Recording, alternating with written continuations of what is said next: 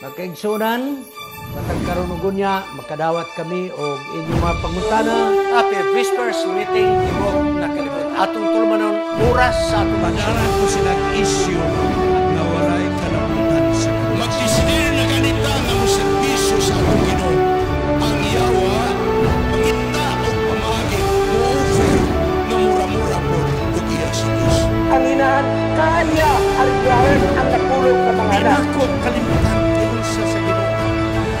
Nga ang tanang mga kalisod iyang isukli.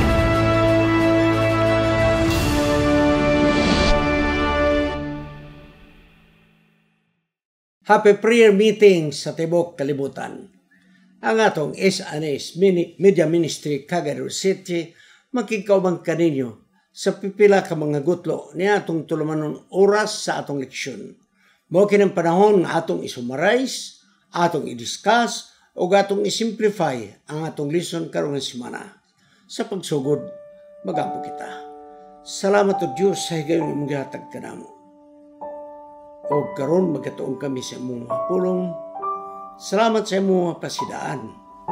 Nga dahay ang mga kaagi sa unang mga panahon sa imong mga katawhan. Mausab ang kaagi namo sa umabot ng mga panahon. Salamat sa imong pagsalig nga ikaw mo ay makig-away alang kanamo o kinaamong kuptan nga pasalig. Salamat kay ikaw nagatubag sa among pag-ampo o balang espiritu mo kunsad ikaw sa tibok naong sayuta. Kay among kinang pagadawaton sa ngalan ni Jesus manluas. Amen. Greetings mga kaigsuunan diha sa Lake Mainit Side District. Nga gipanguluhan ni Pastor Gabales. Ug sa akong higala diha si Kagawad Garrido ug si Kagawad Chino Musinde. Mga kaigsuunan o sa kanakong higayon nga katambong ako sa inyong fellowship dito sa iglesia sa Del Rosario. Manghinaut ako nga kamo magasubaybay ni atong tulumanon. Karong mga kaigsunan, ang atong topic, God fights for you. Kana lang daan igsuon nga titulo. Kung magtanaw ka sa mga kagubot sa unahan, kini na may atong gunitan. God fights for you. Ang pasalig sa atong ginuhilabihan, siya mo'y makig-away alang kanato. Sa Joshua 10:42, nagyong din og si Joshua iyang napildi ang mga hari sa ilang yuta sa usalang kay gayon. Tungod kay ang Ginoo nga Dios sa Israel, nakig-away alang sa Israel. Joshua captured all these kings and their land at one time, because the God of Israel fought for Israel. Kanunay na kung balik-balikon. Naay umaabot nato nga katalagman, ang Diyos mo'y makig-away alang kanato. Adunay daghang murag makapalibog nga panghitabo sa sinulat sa libro ni Joshua.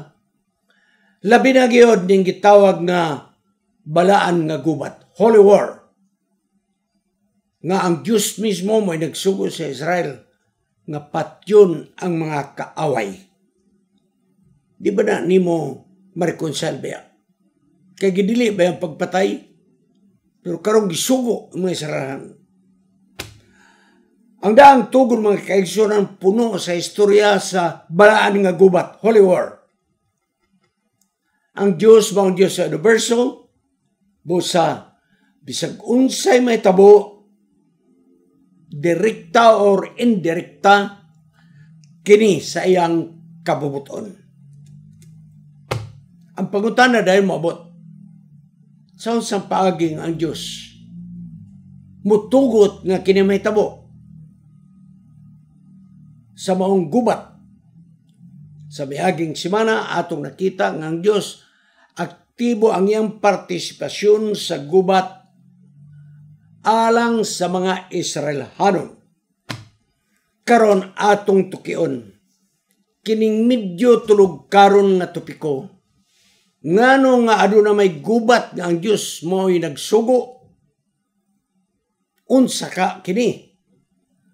Gubat nga iyang gitugutan. May mga kondisyon, may mga limitasyon sa balaan nga gubat.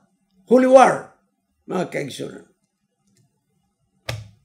So, ani nga igsoon, ihulagway na to, unsa nga klase ang mga tao nga nagpuyo sa Kanaan. Mao ni igsoon ang mga tao nga ang ilang ginabuhat dulumtanan sa atubangan sa Dios. Pananglit. Ilang himuon nga sinunog nga halad ang ilang kinamagulangan ng anak alang sa iyang Dios. Mga kukalaki abilidad, mga tayop-tayop, mga barang-barang, mga kaigsunan, o makigsulti o patay. Busang ko kini sa espiritismo. Ngunang nabalaka ba ako igsoon? Ang ato karong nasod, matinood nagdili kayo sa di, tama kahibalo og tinood ba nagdili. Nga nagingon ang atong presidente nga halos wala siya tulog. Kaya kumukonsulta siya sa iyang patay nga amahan. Ambot og angay ba na ikapasigarbo nga makigsulti ka sa iyang amahan nga patay. Tingalibot niya, pasabot nga grabe na yung kabalaka sa nasod ba. Nga mangutana na siya sa iyang amahan o sa iyang buhaton. Igsoon, gidili ka na, determine 8-9 peon sudo sa necromancy, makiistorya sa patay. Naunsa naman hinunggi mo naman balita. I hope dili tinod, pero kung tinod, dili mayo mga kaigsunan. Sa karaan nga mga sinulat nga nautingkay sa mga archaeologists, gitawag Ugaritic text, nakaplagan dito sa mga sinulat ang paghitabo sa karaan nga kadaan nga kining mga practices gibuhat sa mga taga-Kanaan. Witchcraft, necromancy, child sacrifice, divination, sorcery. Sila nagatuo sa natural nga mga paghitabo. Pananglit, ang kining pag-ani o daghan, kasi nang kailang gikunik ngadto sa sexual relation, nga doon na ilang seremonya sa gitawag nila holy prostitute, nga doon na sexual activity nga himos public. Prostitute nga lalaki, prostitute nga babae, maghimo diha sa ilang seremonya, buluhaton sa pagkagilawas. Kay arong kuno mudagan ang ani, kay fertility man. So mga kaigsunan, ilang gipahunungod ang sexual activity nila ngas ritual aron ang ilang Diyosa o Diyos igsoon magapanalangin kanila pinagi sa dagag ani, mga kaigsunan, o literally mudagan usab ang kaliwatan siyang ginarian. Mohinungdan nga niabot igsoon kanang konsepto na gitawag balaan nga prostitution.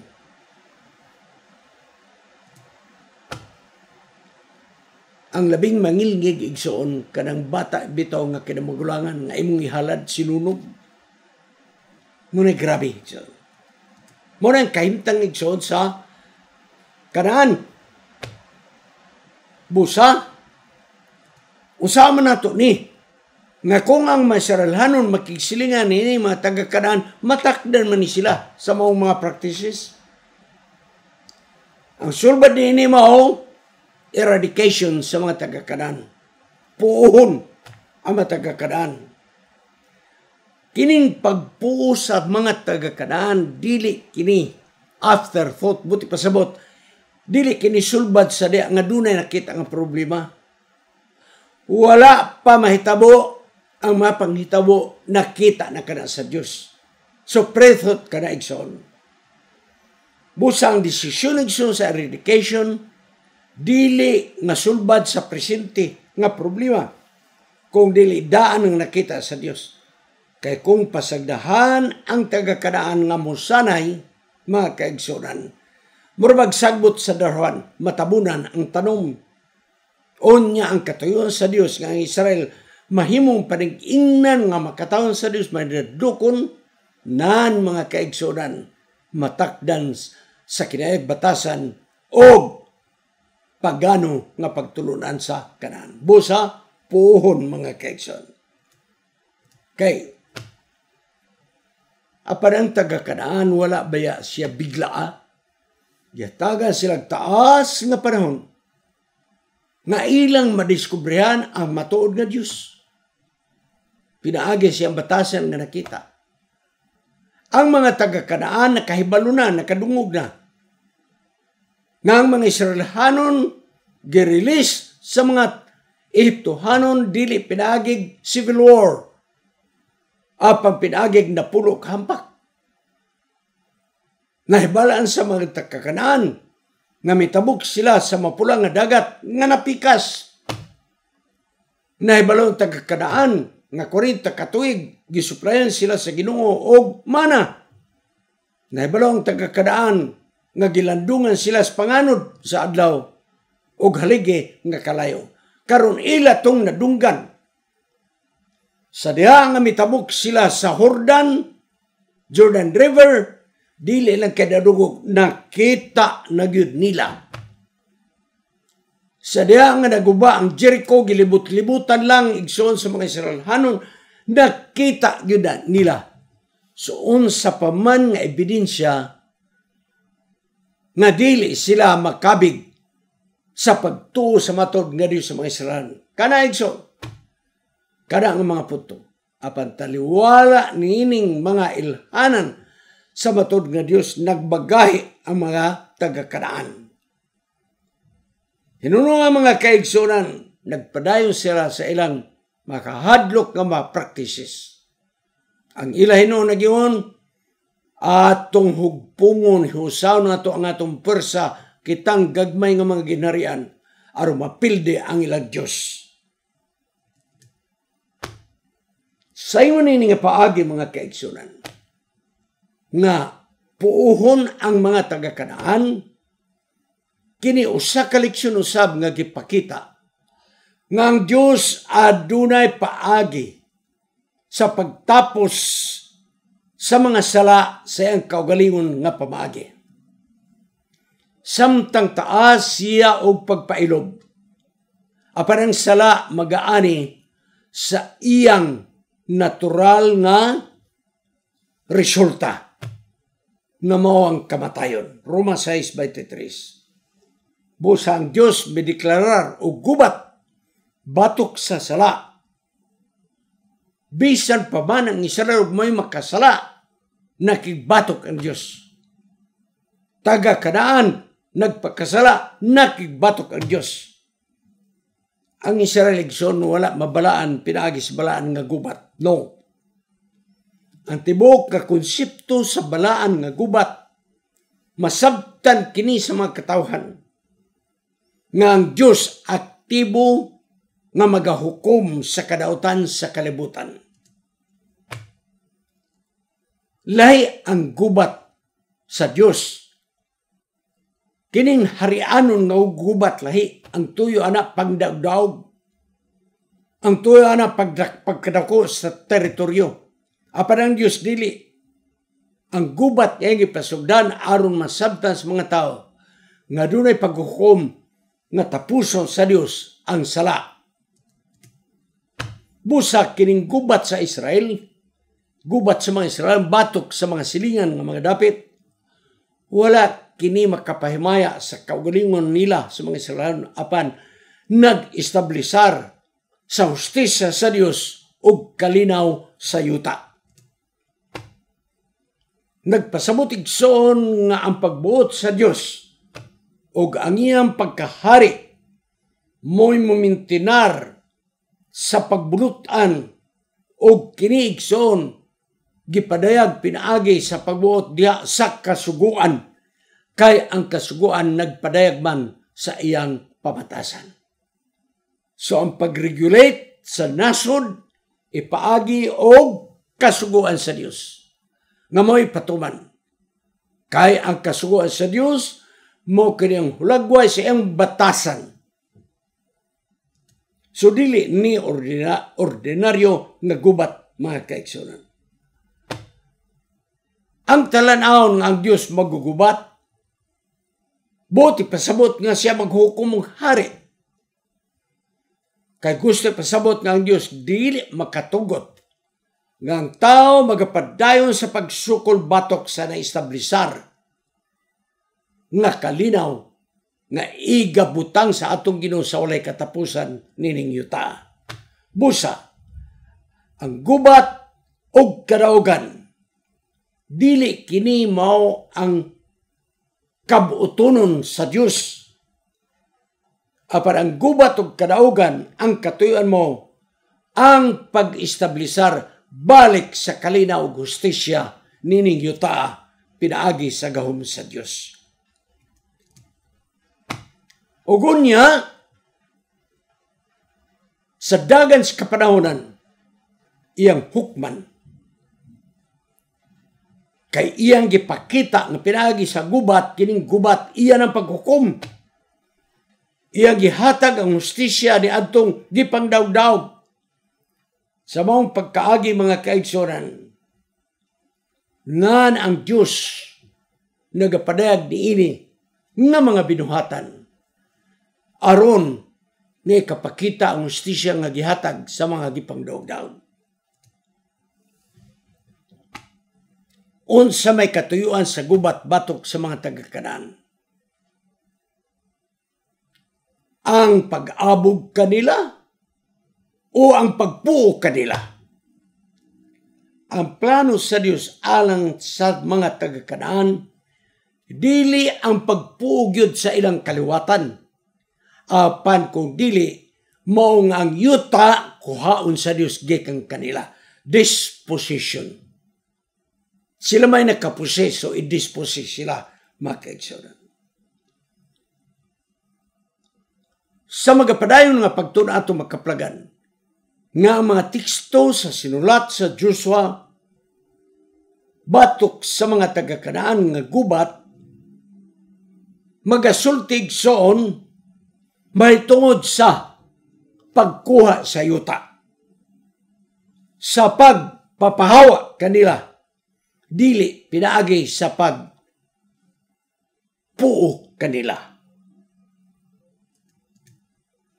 Ang plano sa Dios, mga kaigsunan, mao nga dili for the sake o gubat, kung dili ang kalaglagan sa mga Israelhanon batok sa mga taga-Israel, kinigsoon dili lamang na sila lamang mooy gigubat sa Dios, kung dili gigubat sa Dios ang ilang mga Diyos-Diyos. Kay gusto ipakita sa Dios nga ang ilang mga Diyos-Diyos walay pulos.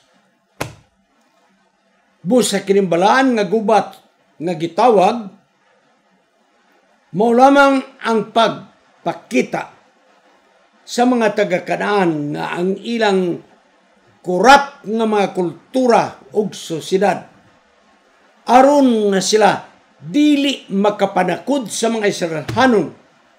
Busa ang Israel magalaglag, mga kaigsunan, niining mga elemento nga dili na musanay ang ilang mga maot nga practices. So dinigson ato makita ng Holy War mao aron di na sila makapanakod ni anang ilang practice sa paghalad sa kinabugalan ng anak ng ilang sunugon. Holy prostitution, mga kaigsunan. Sa anong kanana? So dili na sila makapanakod. At pambisan pa na mga taga-Kanaan, nakaila sa Diyos sa Israel nga mo'y labaw. Busa katong mga taga-Kanaan nga nakaila nga ang Diyos mo'y labaw, wala makigubat, miiskapo.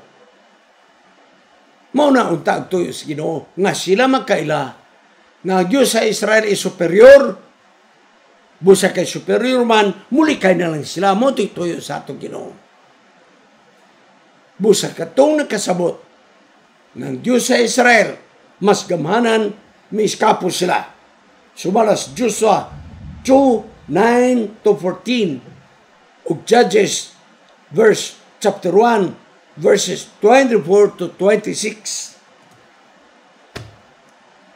Apan sila nga gilaglag mga kaigsunan, kadto mga tao nga may adto sa may paril na syudad, kabi nila mao na ang dipinsa og nagpadayon sa pagkigubat sa mga katawon sa Dios.